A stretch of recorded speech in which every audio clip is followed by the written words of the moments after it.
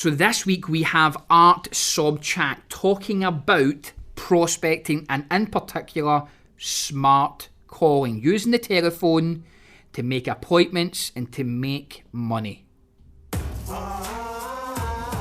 This is not a podcast to just get you motivated and inspired. This podcast comes with the sole purpose to discuss strategies that we can all implement into our business right now that can increase how much money we earn. We will hear from successful business people about marketing, sales, recruitment, training and mindset, the key principles to grow a business, make it recession-proof and thrive in today's business world.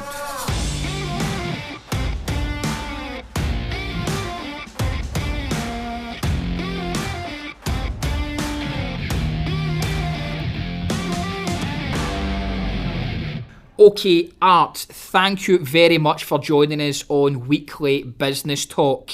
Now, let me just very quickly summarise the listener base that we have here.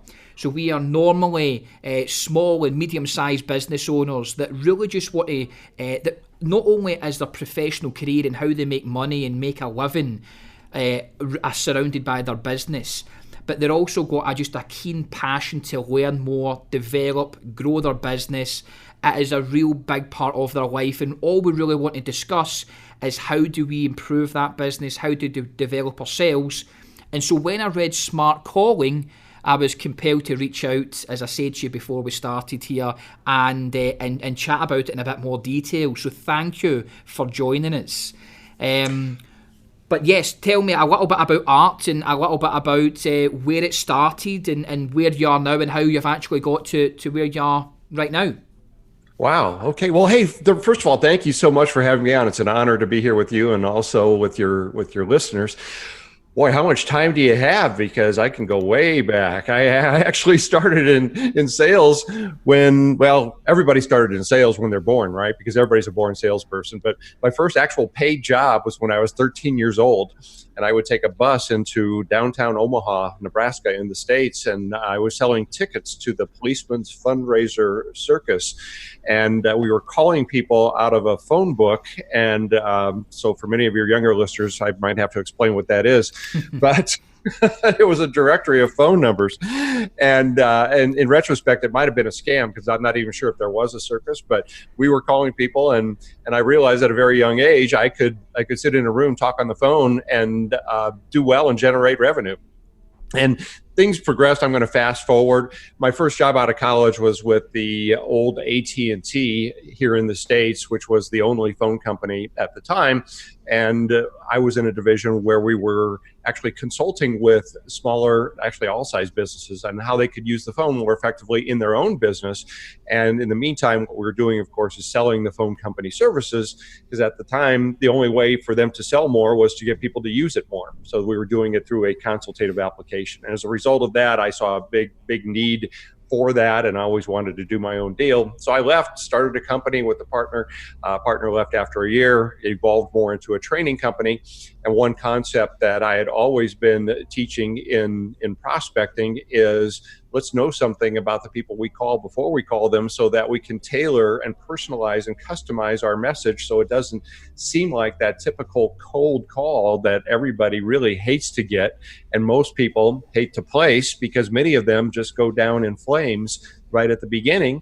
And especially today where people are inundated with so much noise and so many messages of all types, email, voicemail, just advertising, pop-up ads, everywhere you look, we're being hit with messages. And what's happened, I've coined this term not too long ago, most people have become professional ignorers. We have to ignore most messages that we're hit with. So as a result of that, smart calling is as popular as ever. And essentially smart calling, again, is just knowing something about the people that we're calling before we call them so that we can have a relevant message right at the beginning that people are going to lean in and pay attention to. Great. So, and that I was going to just come on to that. So the cold call, which a lot of people quite quickly have coined as cold calling is now dead. And of course, I'm not so sure on that, but it absolutely does make sense to me that smart calling is the way forward, or has been for some time. I mean, it's nothing new, of course, but what effectively that you've done a lot of work on, Art, is that know your audience, or know the person you're phoning, and how you're going to approach it, and what your offer is. And I suppose if you do that as well, you can even consider what their objections may be. You could already have that already thought out, couldn't you, really, if you know who they are and kind of what their problems are. Well, you should, actually. And let's go back to what you said before. Let me just touch on this.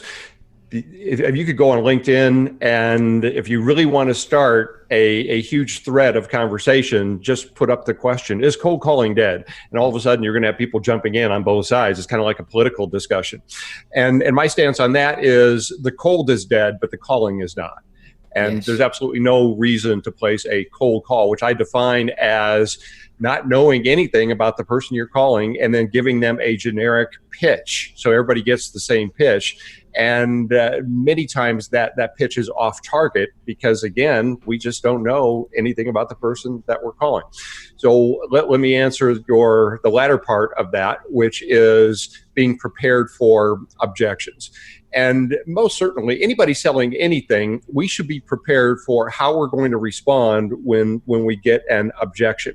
Now, there's a difference between an objection, which is real, which is a reason why somebody isn't going to do business with you. Typically, a real objection is going to come after we've had some kind of substantive conversation about my offer. So whatever it is that you're selling, I've asked some questions, I made the recommendation, and then they say something like, well, it's just not going to fit with our environment, or the price is too high, which is pretty common. Okay, those are real objections. Now let's contrast that with what happens at the beginning many times of a prospecting call, which is after you go through your opening, somebody may say, we're all set, we're good, I'm not interested. Now that's not a real objection because they're really not objecting to anything substantive yet, right? So I call that a resistant reflex response.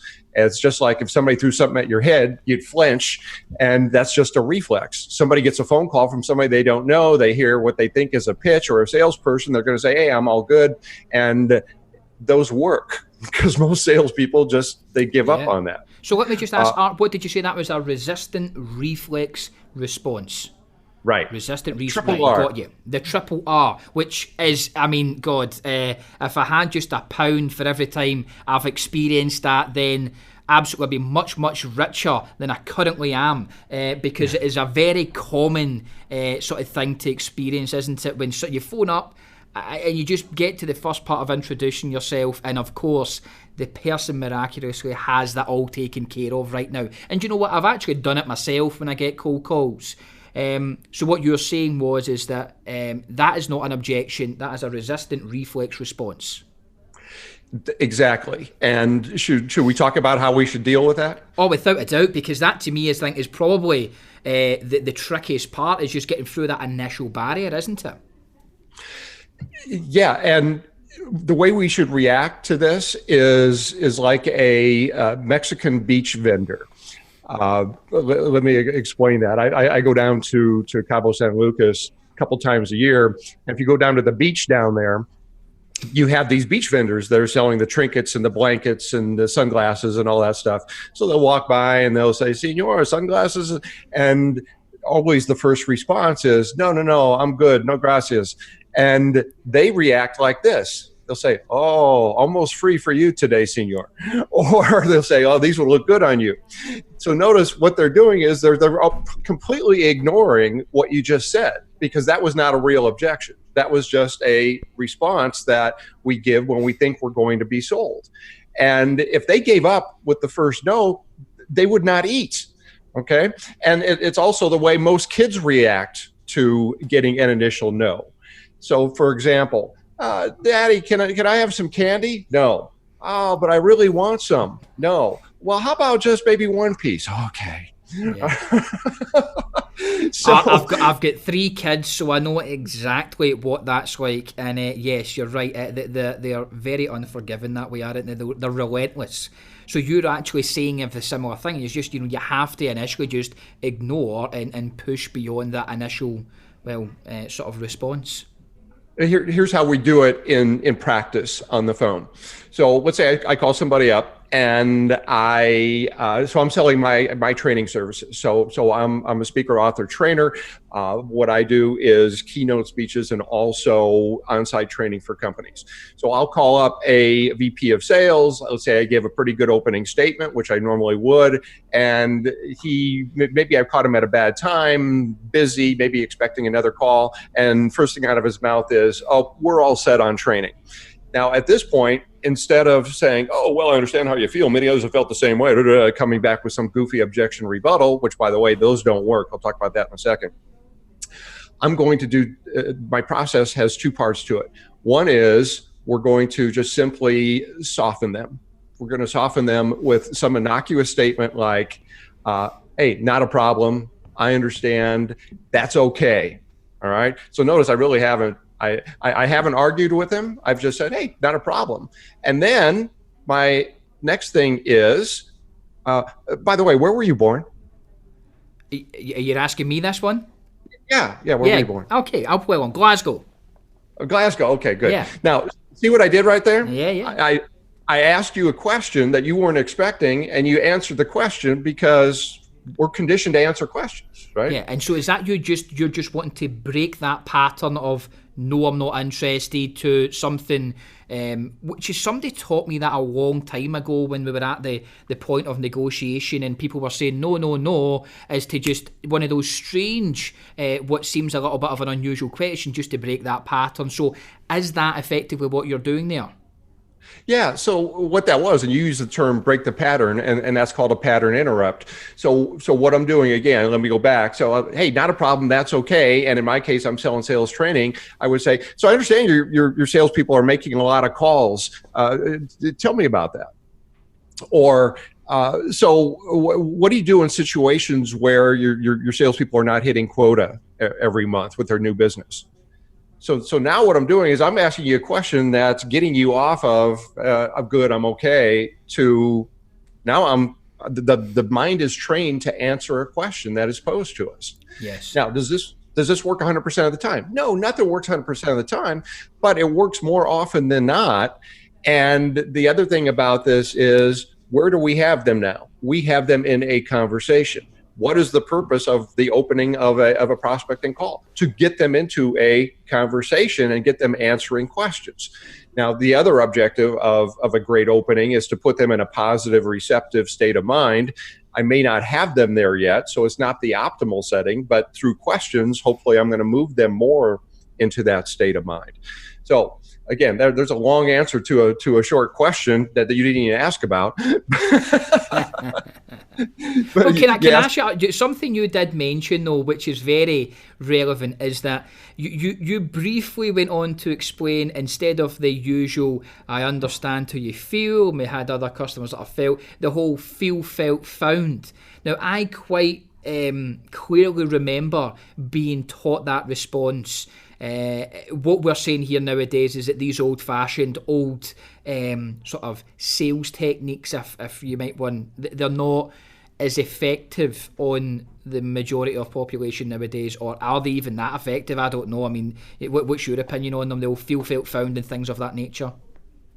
Well, I'm not even sure if they were all that effective even back in the day, because even when I was young, I started my business 35 years ago, and I always questioned everything that I read and heard. And a lot of it, even back then, to me seemed silly, such as some of these objection rebuttals.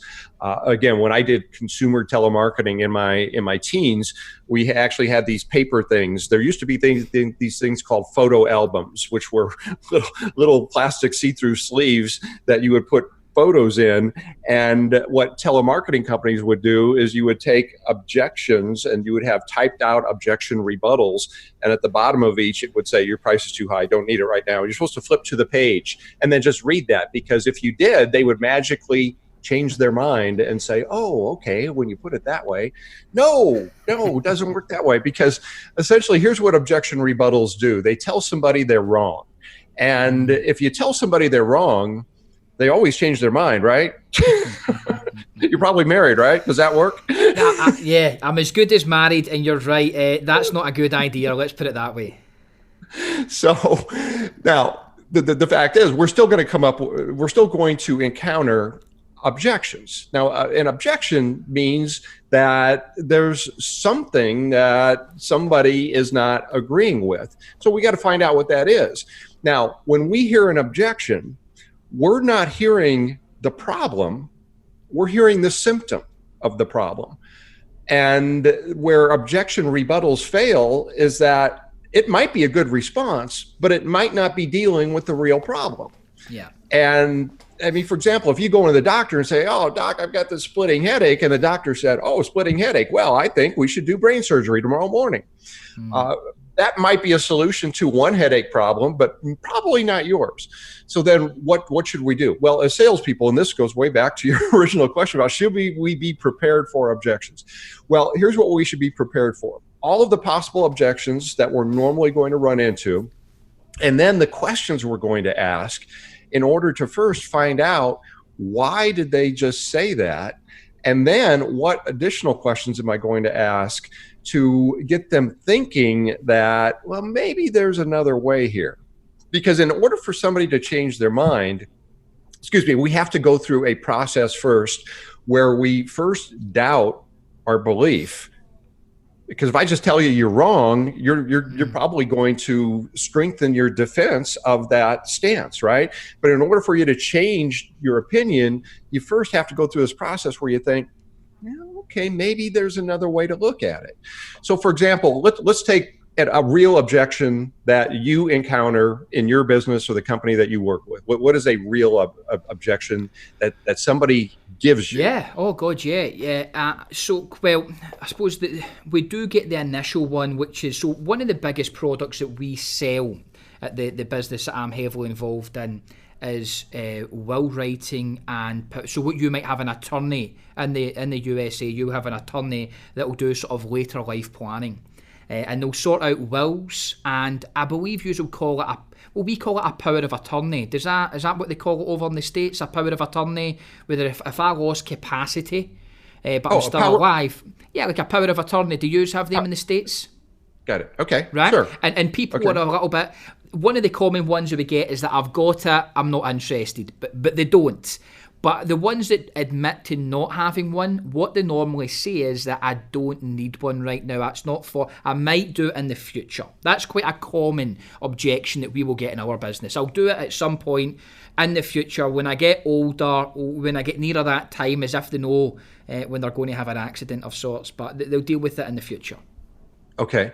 So here is the process that I always suggest salespeople or anybody has to walk through in advance, because you just don't come up with this stuff off the top of your head if you don't already know it. Okay. So we go through this process in workshops. So the first step is we list out the objection. And in your case is I don't need it right now. I'll do it in the future. Okay. Yes. So that is what you hear. That is the symptom. Okay. So now what we want to do is we want to brainstorm, and you can do this on a whiteboard or just on a paper, and think about what are all the possible reasons why somebody says that. Okay. So what are a couple reasons why somebody may say that? Well, what we kind of train our people on is that they're probably just scared initially to divulge what they do or don't have, and it's just that initial try and put off. Maybe they're concerned about what the cost may be, so therefore it's an easy put off to say, no, I've maybe looked at in the future, but actually they're thinking, these things might be expensive. We'll just say that it's an easy way to get rid of them. They're probably the most two common ones that I think. Okay, so now what we want to do, so once you have these listed out, is that we want to find out which of those reasons might be theirs.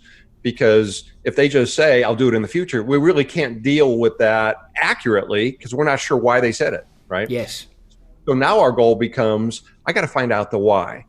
And so then we start listing out what are all the possible questions I might initially ask to get them talking about their why. And I'm not into the process yet, but the process would be similar to the resistant reflex response right at the beginning, where I would just soften and say, hey, okay, not a problem. Or, I hear that quite a bit.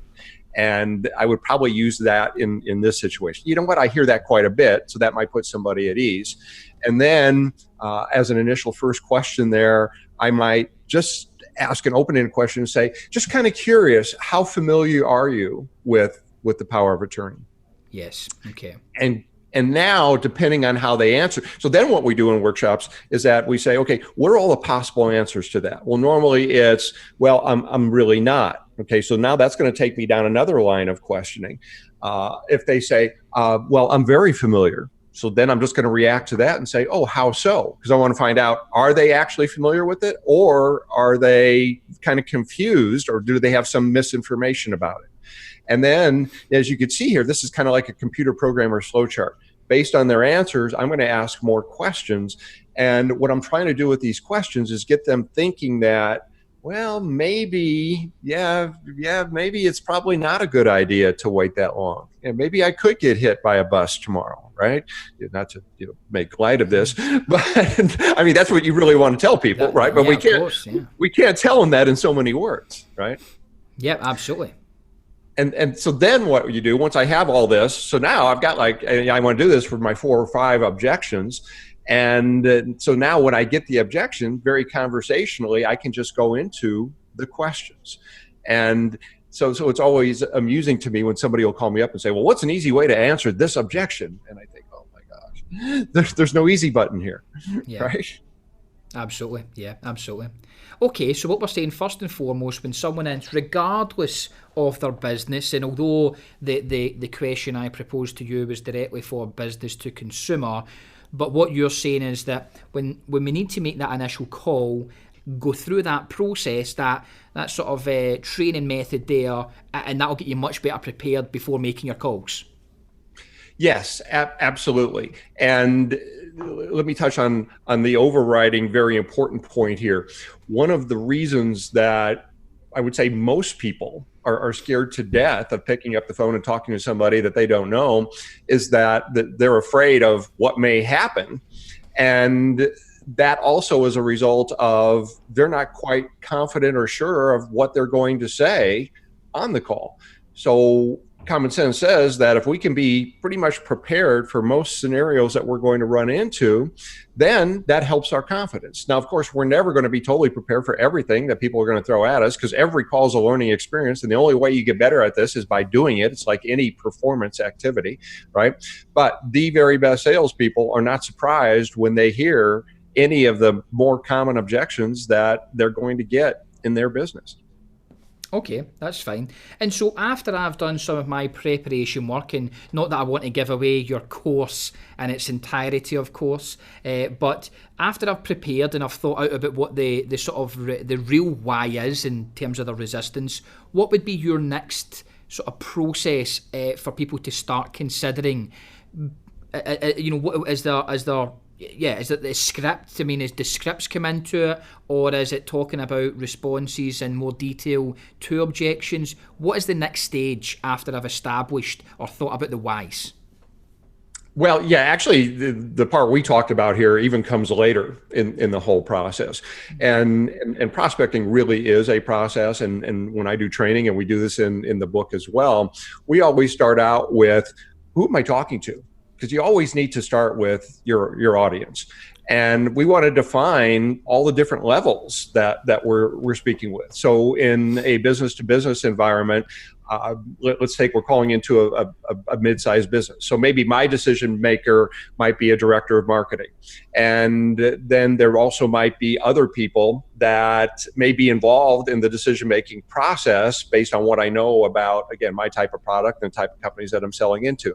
So I may know that there's a, let's say, advertising director, or there may be a marketing assistant, there may be some people who are actually implementing and they're hands-on with my type of product or service. And again, I'm keeping this fairly generic.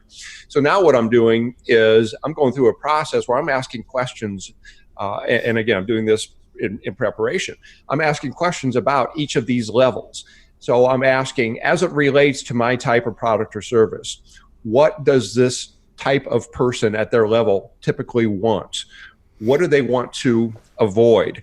And you can see here, we're just getting basic psychology involved because people do things for two main reasons: to get something or avoid some type of displeasure or pain. And now I'm putting it in terms of my product or service, because nobody buys your thing. Okay. Nobody buys your thing. They only buy your result. So we want to be thinking in terms of the result. Also, what I'm thinking about is, how does my product or service, or me, or how can I affect them personally in their job? So what are they most interested in? Because a VP of sales is going to have different needs than the person who is actually implementing a process or a product or service. They're more on the front lines. And it's all about understanding, again, human nature. What do these people want? Because I'm going to talk differently to these folks. I'm going to ask them different questions. So then based on that, I'm going to approach each of these people a little bit differently. So I have to define what I call my possible value proposition. Some people call it an elevator speech or a value prop. I call it possible, because I can surmise or hypothesize what somebody might be interested in. And I could probably be fairly accurate, but I never know for sure until I speak with them, because value is fleeting. I may be interested in something today because I have some kind of trigger event or need for it, but I may not be interested 3 weeks from now, or I may not have been interested 3 weeks ago. So that's why I call it possible value proposition. And and these are just very simple sentences. For example, we specialize in working with financial advisors, helping them to, and then you fill in your results statement. Okay, whatever it is we help them get. So now I have all these possible value propositions that I can use to plug into opening statements and voicemail messages. Now I'm really just kind of giving you the 10,000 view of this, but this is the process. Then based on that, I'm going to figure out my messaging. So my messaging I'm going to use in voicemail messages. I'm going to use it in my opening statement, the first 10 seconds where most calls actually go to die. I'm going to use these possible value propositions in email messages as well. And so this is all the first part of the process, because really the goal at the beginning of a call or any type of outreach is to get somebody curious, move them into a positive, receptive state of mind, and get them talking. So that's what I'm trying to do with my opening. And then what I'm doing is I want to go into questions.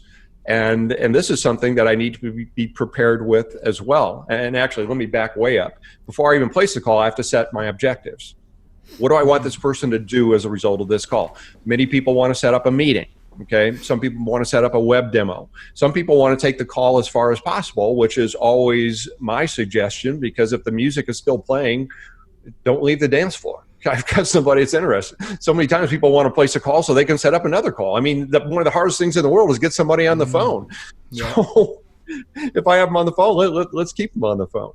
So I'm setting a primary objective, and I'm kind of going off on a tangent here, but what I always tell people, and it's in the title of my book, how to eliminate the fear, failure, and rejection from cold calling. So people say, how can you get rid of rejection?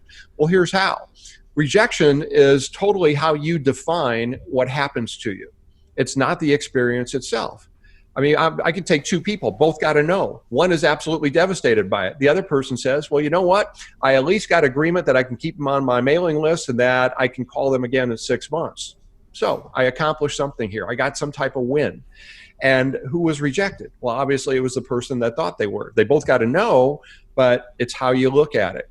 So what I always suggest for anybody doing any type of sales is that you have a secondary objective on every call, and it's something you can attempt at minimum. Okay, not even something you accomplish. It's just something you always control. Because if I can control it, I can define that as a win. And the reason that's important is that sales is probably one of the hardest things to do for most people, because in what other profession do you go out there and play in heavy traffic all day long, knowing that you're probably going to get nicked and maybe take one broadside occasionally? Yes, it very much can be that type of industry. So just so I was clear on that one, when you say when you're making your telephone calls and prospecting, you not only just have your main objective, but you then have a backup sort of plan that if they're not going to take, I would imagine, but tell me if I'm wrong, Art, if you're phoning a VP of sales or marketing regarding one of your courses, would your primary objective to be actually making an appointment with them, or to actually get an agreement that they'd be interested in your services? But if you can't, then agree to be on their mailing list and get sent some information in a newsletter or whatever it be. Is that what you were referring to there? Have your main objective and then also a backup plan? Yeah, exactly. And actually you may have several, and I do recommend several backups. So I'm going to have an ultimate primary objective because my goal every time, even though I'm selling fairly high dollar engagements, is I would like to make a sale or get agreement for a sale on every single call. And here's the reason why. Whenever I work with organizations, I always say, has anybody here ever made a sale on a first contact with a customer? And so people's hands will go up and go, yeah, we've done that before. I've done that. I say, okay, well, we've established that it's possible, right? So if it's possible, why wouldn't you think big and make that an objective for every single call? Because the fact is, I mean, this is just not a cliche, but the higher you aim, the higher you're going to come in at on average, okay? Now, knowing full well that that's not going to happen all the time, I'm going to have other steps below that I'm going to try to shoot for if I don't reach that, okay? So those are all part of my primary objective, which I define as, what do I want them to do at the end of this call? So for example, at the end of this call, I want them to agree to an appointment. I want them to agree to a proposal. I want them to agree that they're going to buy from me. Okay, so again, depending on what you're selling. Now, my secondary objective is more for me and for my attitude than anything else. And that's going to be if none of these things happen, what can I at least attempt at minimum? So at least I want to ask them if we can keep the door open for a future contact. I at least want to ask them when their contract expires. Again, any of those things, because at the end of that call, I want to be able to say, well, at least I accomplished this, right? And the reason that's important is at the end of a long day, particularly with some of the numbers that I hear people putting up, instead of saying, I got rejected 60 times, can't wait to do it again tomorrow, said no one ever, right? Now I could say I accomplished my primary 2 or 3 times, and hey, I accomplished my secondary the rest of the time. Yeah, great day. So so again, this is just a lot of psychology here. That the secondary objective is mostly self-talk, because we have to do that. And let's face it, in a lot of professions out there, somebody in human resources can come in maybe a little bit hungover and not having a good day and still put out a passable work product. As salespeople, it's a little bit tougher for us to do that. It really I've is. tried. No, it really is. And I do want to come on to the sort of self-talk and motivation aspect of it. But from the way you're describing it there, do you think that most people that are using the phone, most people I would put into this category that are using the phone or have to use the phone, because really even if it's by email or they're leaving voicemails or LinkedIn messaging, there is the same philosophy applies, I suppose.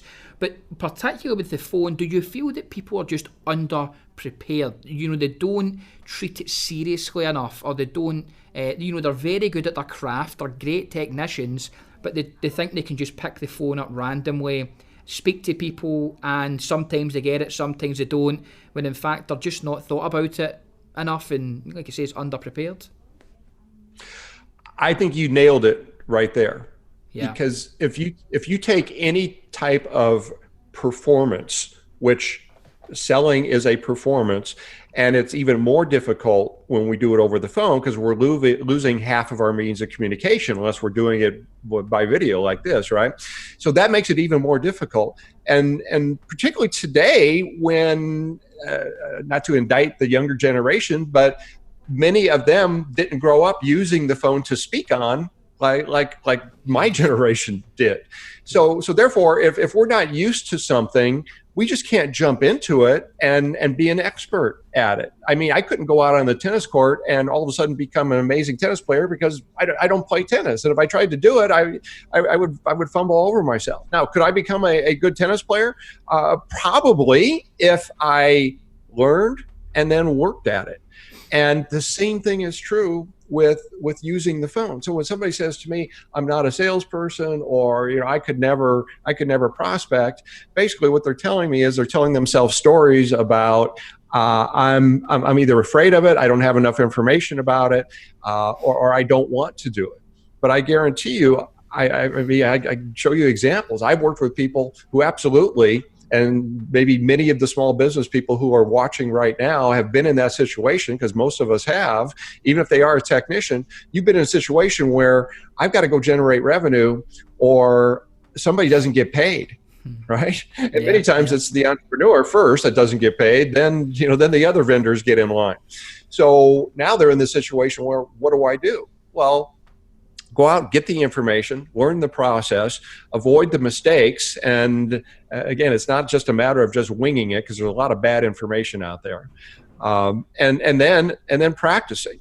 And by the way, hey, no's are part of the game. We're going to get that. But the thing is, don't focus on what you can't control. Okay, somebody's reaction to what we're saying, we really can't control. We can influence it if we're doing the right things, but if I become devastated by something I can't control, it's going to be a pretty miserable existence. So what I want to focus on is what can I control? My attitude and what I'm saying, my process, and the activity that I put in. And if you put in the activity, doing the right thing, you are going to get the results at the other end. Okay, and what I am interested in about voicemails, you did briefly touch on it. Do you always leave a voicemail? Yes, and here's why.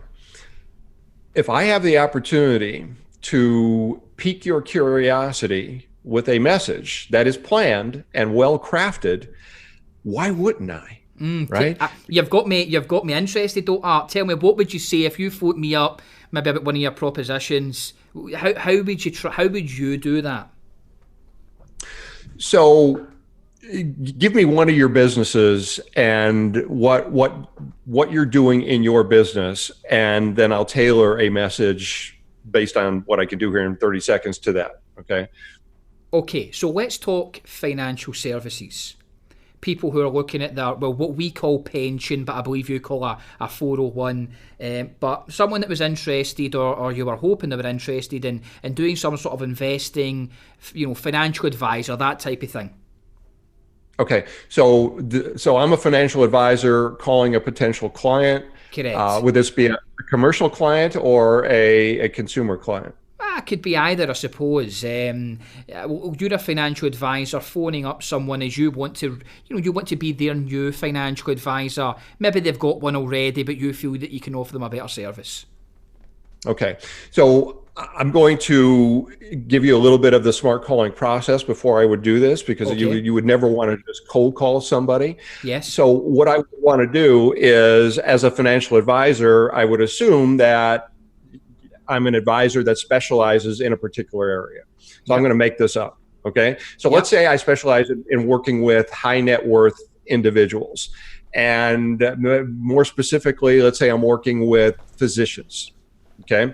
And let's say that there's something about my practice that is unique because I know something, or I've got a lot of experience in this area. Okay. And I've done some research on you. Maybe I saw a couple articles about you, so I know that you're this type of individual. Okay. So these are all the things I'd be doing if I was a financial advisor. And I guarantee I'd be doing a lot more than this, so I would know something about them. All right. So let's say I just have that basic information. So on a voicemail, I might say, hey, Dr. Smith, Art Sobczak here with XYZ Investments. I understand that you, and I might say something here that I know about them, whether it be some kind of professional affiliation they belong to, maybe they were just in the news for something, maybe they just received some type of award. Hey, congratulations. So there's some type of connection there. And that's almost kind of like a pattern interrupt, because who does that? Right? Yeah. Most salespeople just go into a pitch. So now they're going, oh, okay. And I'll say, hey, real quick, purpose for the call is that I specialize in working with high net worth individuals, particularly cardiac surgeons, in helping to take advantage of some of the tax advantages that are available to them here in the UK. And basically the purpose for my call is to ask you a couple questions to see if I could provide you some information on how others have taken advantage of these. I will call you back on Thursday. If you'd like to reach me in the meantime, here's my number. I'll also shoot you over an email. Got you. Okay then. So you're not telling them, you're just saying you've got some information, you're going to phone them back on a specific day, but you just want to do enough to pique their interest, as you're saying. Absolutely. The purpose for that voicemail is this: leave a question in their mind that they want the answer to. Okay.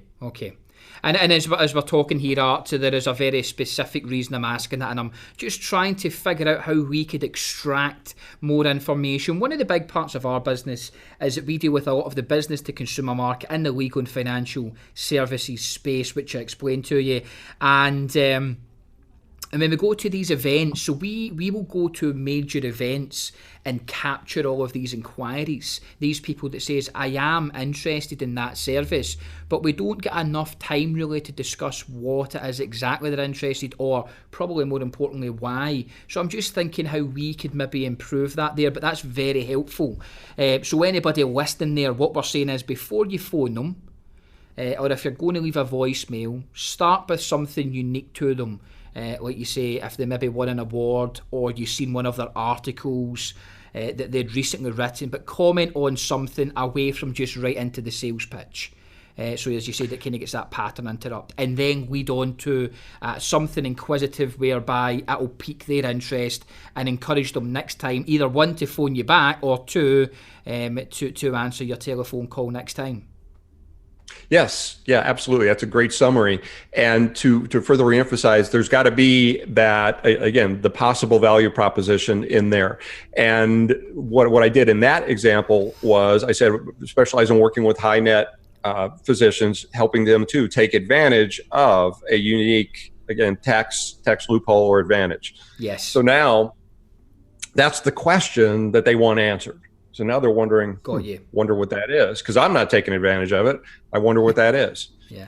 So that's the hook. Okay. And notice I didn't say I want to be your advisor, I want to sell you investments. It's that we want to make the decision as easy as possible and painless as possible and as non-threatening as possible to speak with you. And that's why I say, hey, I'd like to ask you a few questions and provide you some information. Okay. And so how do we deal? I mean, that is, I suppose nowadays you can get information on anyone, anywhere. But I'm thinking specifically the business to consumer market, whereby it used to be pick up the sort of phone book and you started at A and you just phoned all the way through. Although we're absolutely not allowed to do that anymore. But when you don't have as much information on the person, and it is business to consumer, maybe it's harder to find out information. How is that different? I mean, can you still apply the smart calling formula to those people, or do you need to change tactic? Well, my specialty is in business to business, and the book was written business to business. With that being said, I do have consumer callers who are using the approach, as long as they're taking the professional approach, not the let's call 500 people and you see if we can get one that sticks. Okay. So can you do it? Yes. Is it more difficult? Absolutely. Can it be done? It is being done. Okay. Yes. And similar to what I said, I'm going to I'm going to turn over every rock to find information if I can, some type of commonality. Of course, if I can get a referral from someone, all the much better. If I can do some type of marketing in advance to get somebody to raise their hand, like you said, you're doing, all the much better. One thing I would suggest, if people are filling out cards at a trade show, I'd at least maybe get them to check a box or something to even narrow down their interest, so I would have something to speak about when I do call back. But yeah, the approach can work. It's a little bit more difficult, but it can be done. And the thing is, when it is done correctly, you are setting yourself apart from the people out there who are, and I'm not sure if it's happening as much, and I know we have the do not call list here as well, but there are people that are still that are violating that and still calling.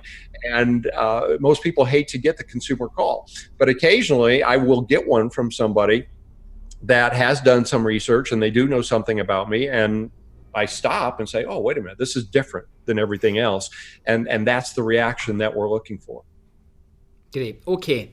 Right. So let me, because we did touch on it there, and I think one of the biggest part of people going on the phones and prospecting is lack of preparation, but probably closely second to that, I believe, would be the self-talk and the motivation aspect of it. They just get defeated too early on. What are some of the suggestions for the people listening that will help them with that element of it, with staying motivated and keep plugging through even when it's a bit tricky? Well, again, I have to reiterate, probably the biggest thing would be on the micro level, every single call, changing your definition of the outcome. Too often people associate the no with the rejection. So number one, stop that. Because if I tell myself that I'm a horrible person, I'm going to start believing that, right? And that's essentially what happens if somebody says, oh, I got rejected again. So take rejection completely out of your language. Matter of fact, I always tell people, the only way you should ever feel rejected is if a family member or somebody that you love tells you that you're a horrible person, they're never going to see you again, you're just absolutely awful. Okay, is that ever going to happen? No. And most things that people fear never happen anyway. So we always work on what possibly could you attempt on every single call that can help you get a win.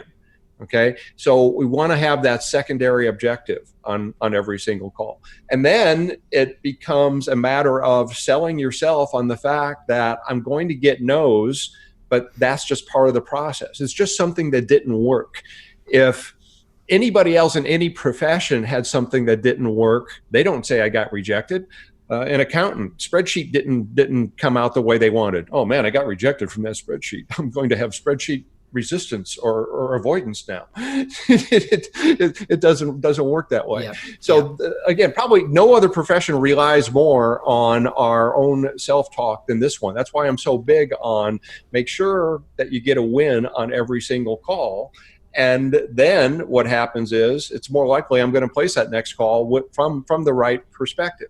The other one is you really need to be sold on your why. Your why is, why am I doing this? Why am I selling? Why am I picking up the phone? And that's going to be different for different people. For some people, it's because I want to provide this lifestyle for my family, or I want to make sure that I'm able to put money aside and build up wealth as opposed to just living paycheck to paycheck. And I definitely can do that if I'm on the phone. And then what you need to do is sell yourself on making that why so much bigger than any silly little fear of a no.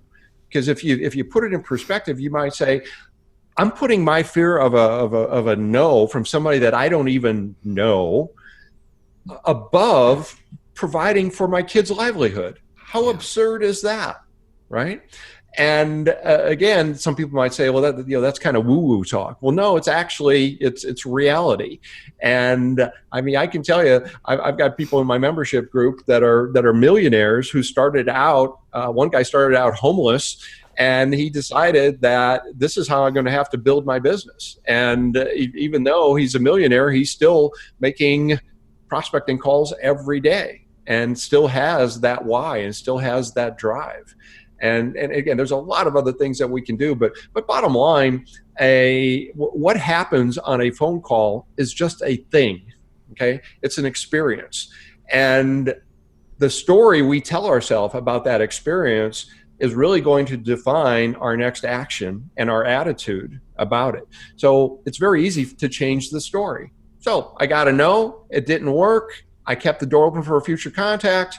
And one of my first sales managers many years ago said, you need to be like the barber. What does the barber say? Next.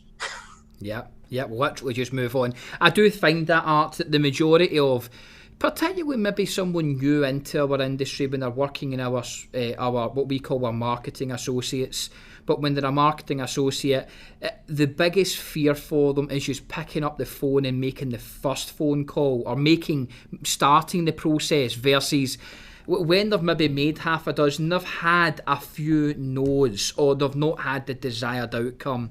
they're in the swing of things and they can keep going, but there is an immediate fear of actually picking up the phone in the first place. And as you said there, the best way, possibly the only way, but certainly the best way of overcoming it is to establish the why. Why are you actually doing this, and to make it so compelling. Okay, one I was meaning to ask you, but we'll just get to, what about scripts? Do you believe in scripts? You know, and I'm looking at this art from, I'm thinking people listening in, they've got a desire to maybe employ some people on the phone to maybe generate appointments for them, and they're thinking, I'll give them a script and they'll follow the script and we should get the appointments at the other end. Do you believe in them? What's your thoughts on them? Sure. So first, let's define what a script is in a professional way. Most people who are not doing this every day and who have received bad phone calls are going to react negatively to a script, because their experience with a script is somebody calls them up, they're reading from a script very poorly, and it's probably a very poorly written script. And nobody wants that, right? Nobody likes to be read to except for kids. So what we wanted to do is define, well, what is a good script? Well, we want to work from a script the way an actor works from a script. Because if you really define what a great script is, it's the well-planned out combination of words to use in a certain situation that's going to elicit the audience response that we want. That's what a great script is. And in sales, we absolutely should be prepared for what we're going to say in situations where we can be totally prepared for what we're going to say. And those situations are voicemail and the first 10 seconds of a phone call, because most people are still going to answer the phone with some variation of hello, right? So I can know exactly what I'm going to say in that situation based on my preparation and based on my experience and my continual tweaking of that opening. When people try to wing it, what they're doing is they're turning in a rough draft. And a rough draft of anything is never going to be as good as the second, third, or fourth iteration of it, right? Particularly if I'm able to prepare. Now, here's the key with being prepared with what you're going to say. You need to be able to deliver it like it's the first time you ever said it, like an actor delivers his or her lines. And if that means going through it 100 times, so be it. And I've had people have to do that till they were comfortable with it. And I mean, I could say something to you that I've said 100 times, and you would never know that it was that I had it prepared. We were just having a conversation, and that's where the practice comes into play. Now, can we script out the entire call? No, because everything we're going to say after the opening really depends on the give and take, right? Now, with that being said, I can still be prepared for what I'm going to say in different situations. So go back to the objection exercise example we talked about earlier. So as I'm going through this, I'm preparing questions, and then I'm thinking about what are their possible responses. So it's kind of like an attorney who's preparing for a trial thinking, okay, I'm going to ask this question. I already need to know the answer so I can ask the next question. So we're doing that in a sense. So even though every call should sound like the first time you ever said something, the opening, the voicemail should totally be scripted out. Answers to questions should be prepared. So you can use scripted and prepared interchangeably. Yeah, I think probably that's the key part. There is probably a difference between a script and being prepared and how you present something, isn't there, really? But yes, okay, I mean, that is a perfect answer that I'm looking for. We should almost look at it as a flow chart in that way, that there is a script to introduce yourself as such, but then depending on how the client responds, positively or not, we should then divert to a prepared response that we know inside out, back to front. Makes a lot of sense there.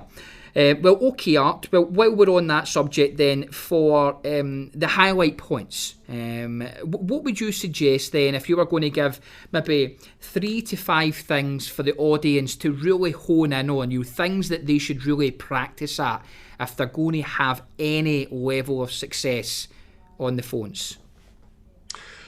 Well, boy, how do I narrow it down to this? Number one should be always make it about the other person. Okay, that's the overarching theme that you should have for sales or even life in general, if you think about it. Yeah, right? absolutely. Because as Zig Ziglar says, you can get whatever you want in life if you help enough other people get what they want, and that's absolutely true. So I should go into any sales or even marketing situation and think, who is my audience? What do they want, or what do they want to avoid, and how can I help them with that? And then that's going to drive everything else that you do. Okay. Then, in addition to that, you want to make sure that you are prepared with your process. And prospecting is not a phone call. It's not a technique. It's not a trick. It's not one thing about how do I get past the screener. It truly is a process. Now, I'm not trying to make this difficult, because it really isn't difficult. It does require work, just like anything worthwhile. So be prepared to follow a process and put in the work. Getting a little bit more tactical here, when you are in a sales situation, let's say I got somebody interested. If somebody says, okay, what do you have? What you don't want to do at this point is go into a pitch. What you do want to do is ask questions. Hey, I'll be happy to tell you, so I can give you the best recommendation for your situation. Let me ask a few questions. Okay, good. What's your best price? Hey, well, you probably want the best price. So in order for me to do that, let me ask you a few questions about what would be the best fit for you. Okay, so I want to get information before I give it, and that should be a cardinal rule of prospecting or sales in general. Another tip is, going back to what we said before, just to reemphasize, nobody can reject you without your consent. Okay, only we could allow ourselves to feel rejected based on the way we react to a situation. So remember, any situation, whether it be on the phone or life in general, is just a thing. Okay, it's just a thing that happened, and we can attach all different kinds of stories to it. So somebody cuts us off in traffic, somebody can start cussing and yelling and have road rage. The other person could say, oh, they must be in a hurry, and just keep driving, right? So only you can allow yourself to feel rejected. And then the other thing is, always remind yourself of your why. Because when you remind yourself of your why, anything that happens to you is not going to matter, and then that's going to drive your activity. Because all activity has to start with our thoughts. And once you have those thoughts well defined, then the activity kind of falls into place. And when we're following the process and doing the other things, we're going to get the results. Because again, we control our attitude, our activity, and the level of activity that we put in. So you do those things, you're going to get some pleasing results. Fantastic. Yeah, remembering your why, that is absolutely a critical one. Well, thank you so much on that, and for sharing a whole load of information there. Let us know, where can we find out more about you, your books? Are you online? Whereabouts online? Your seminars and courses? Tell me a little bit. Where can we reach out to you if you want more? All right. I'm all over the place. One of the central places people can reach me is our main blog site, which is simply smartcalling.com, smartcalling.com. You can get the book there. And actually, I think that links to the Amazon US site, but you can go to Amazon UK and get it there as well. I've got a free ebook of 501 telephone sales tips that you can get right there at the Smart Calling site. Plus, there's hundreds of other articles. And I also have a podcast called The Art of Sales. theartofsales.com, and that's fun. That's absolutely free. And we have a Facebook community. It's called the Smart Calling Facebook community, absolutely free. And I'm there every day interacting. We've been up for over a year, so there's a lot of training there, a lot of interaction as well. So look forward to interacting with your audience. Fantastic. And you mentioned that you've also got a membership type program for those that are serious about it. Where could someone find out more information about that?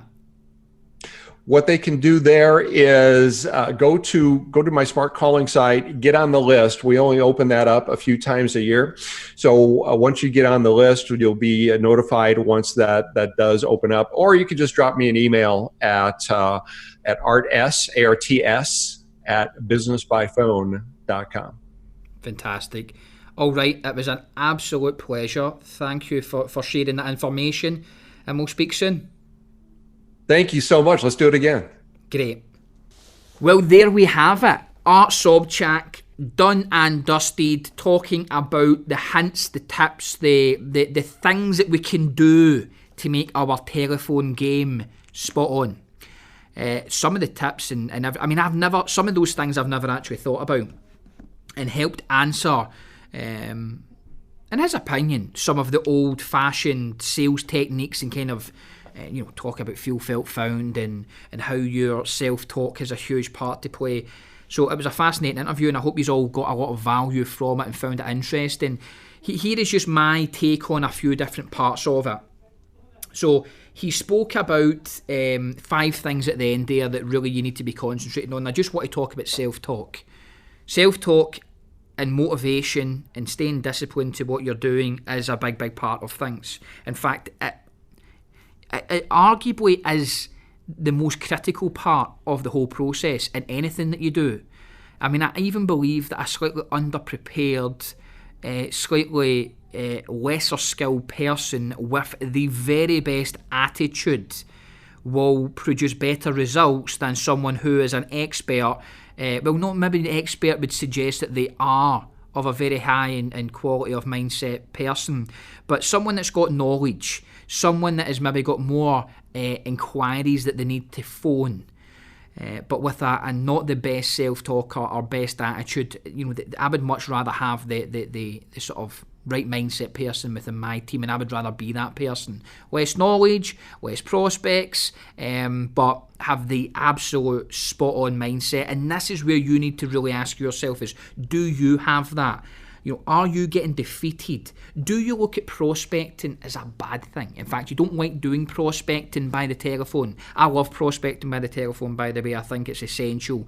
It's made me and my business millions of pounds over the years. And if it's not something you do, you need to start doing it. You really do. But paramount to that, before you start diving into it, make sure that your attitude is right.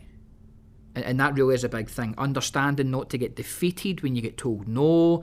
That, and like Art said, have a main objective, but then have a backup plan so that every single call has a positive outcome. And then a big part to help with that there is really, why you're doing it. So if you've got a family, if you're growing your company, if you've got payroll to meet, if you've got big goals to share with the world, make sure that your why is clear in the front of your mind and it's in front of your eyes if you really need it to be as well, so that you remember why you're doing this, because it's not always easy.